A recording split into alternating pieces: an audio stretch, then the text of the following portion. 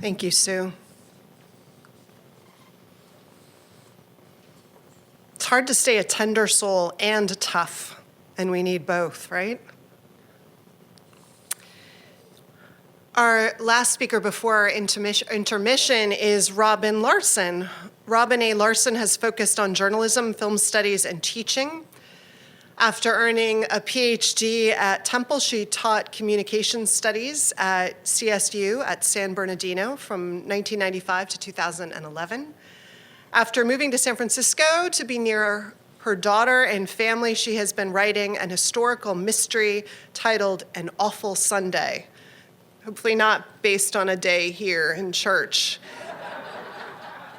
Oh no, here it says, on the murder in 1870 in Omaha of her great-grandfather, Jeremiah McChaney. Robin.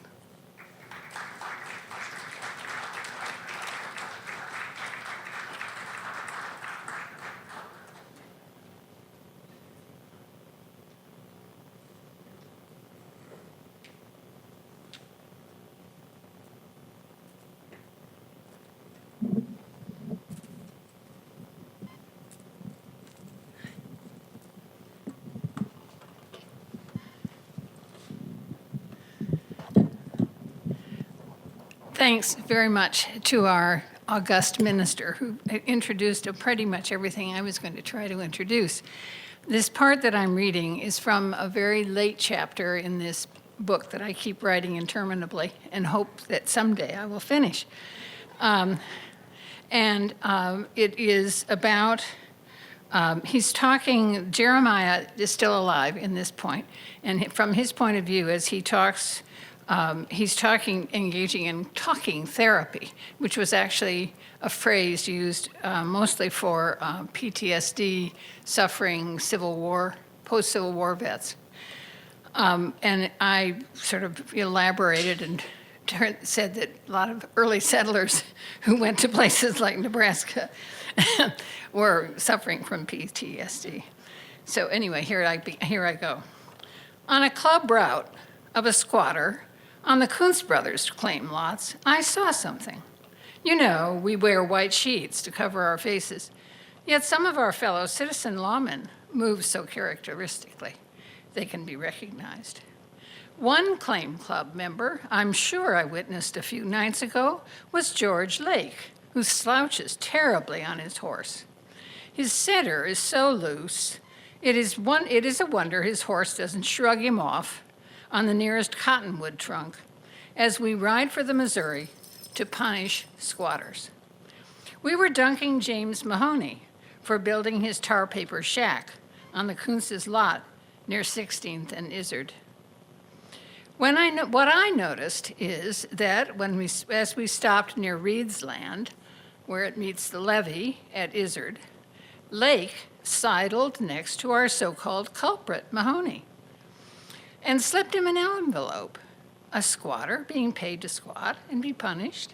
Thus, after we roped Mahoney around the neck and chest so tightly he was gasping, before we pushed him under the ice where he went face forward into the freezing, muddy waters that immediately pulled his body backward to run east with our old misery's vicious current. We dunked him and dunked him. Lake with the first hold on the rope and the last to quit pulling the poor man up and down and up and down. Then, when they placed Mahoney face down on the ice, Lake let him lie until Barker and I pulled him upright to make sure he was breathing and to keep his face from frostbite. The point of these nighttime visits is to keep order in our city so our founders can return when the money returns, build their plantations, even hire slaves or ex-slaves if they are of the Southern persuasion. Had I not my own compensation from Lake and some of the other money men in our club, I would tell someone about what Lake did. That is, pay off the culprit to squat. To what end? Surely such a culprit will be in Lake's debt for many years to come. First, for being on the take, and second, for acting out for the rest of us club members the state of being near death from drowning and freezing. For sure, this Judge Lake I thought so highly of is both grasping and duplicitous. To what does he owe his recent fame? Does he want to establish our Omaha city as his kingdom? Who are his co-conspirators in paying off newcomers to pretend to be squatters, who then get punished? Which of these squatters is real? The real ones must be lynched and hung, but what is to be done with these players beside dunking them? This dunking takes me back to witnessing the white boys in West Cork, who dunked Protestants' landlords, estate agents, in the River Lee. That was a vigilante sort of punishment for collaborators. But here in Omaha, this Mahoney's dunking is rough justice in reverse. He is collaborating with Lake, who is rewarding him for breaking club rules. What a travesty! Our Omaha Claim Club is all we have standing between us and the kind of anarchy I saw in Malinahoan, where evictees ambushed landlord agents in hand-to-hand combat, while Protestant landlords mounted their hunters and ran down women and children on the roads. In the 1840s, I even saw these starving homeless eating the carcasses of their own dogs.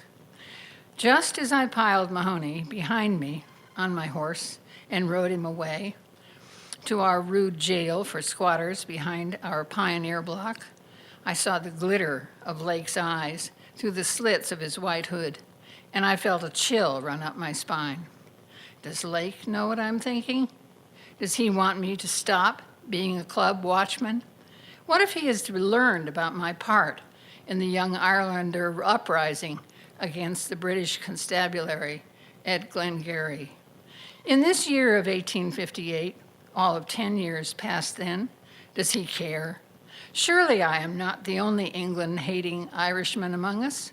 Surely, he must know, one can hate a regime, but like its individual citizens. I want to reap the reward of my Protestant legacy here, not still feel England's heel upon my neck.